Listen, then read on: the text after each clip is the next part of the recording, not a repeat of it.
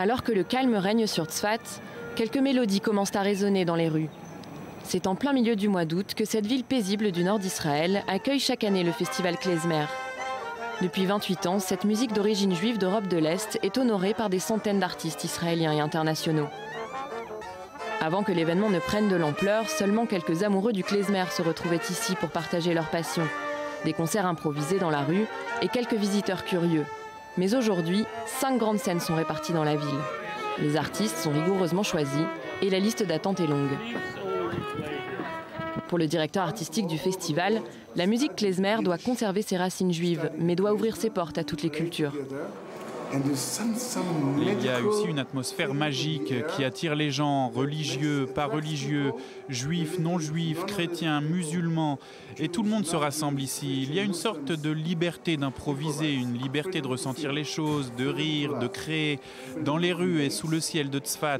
Tout cela au milieu de la musique klezmer. C'est exactement ça qui rend si spécial ce festival. Le festival affiche donc aujourd'hui un esprit d'ouverture. Quand le klezmer se mélange à d'autres cultures, il s'ouvre forcément à d'autres styles musicaux. Il faut avancer, il faut créer, il ne faut pas rester statique. S'il y a 28 ans, on ne pouvait écouter que du klezmer d'Europe de l'Est. Aujourd'hui, nous pouvons toujours en écouter, mais nous avons aussi du jazz ou des groupes de rock qui font du klezmer, de la musique moderne ou de la musique israélienne avec du klezmer. Il y a même le groupe Sigario Senel Strudel qui mélange le klezmer à la salsa. Et justement, le klezmer qui rencontre la salsa, c'est l'idée qu'a eue David, ancien prof de danse latine. Bercé toute son enfance par la musique juive, il a décidé de former un groupe qui associe les deux. Le fait de danser la salsa, au bout d'un moment, je me suis mis dans la musique salsa.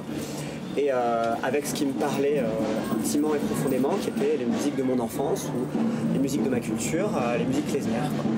Et la musique yiddish, et donc du coup, je jouais de la salsa, des rythmiques salsa, mais il fallait que je les joue sur des musiques qui me parlent, et je l'ai commencé à les jouer sur des musiques klezmer. Et donc du coup, l'idée est venue de réadapter des musiques yiddish ou des musiques klezmer dans une version complètement différente.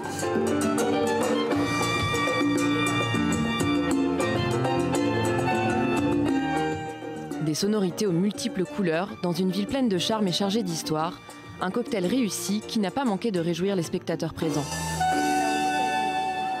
Je trouve ça très sympa parce qu'il y a un côté à la fois mystique, artistique, populaire. Très sympa.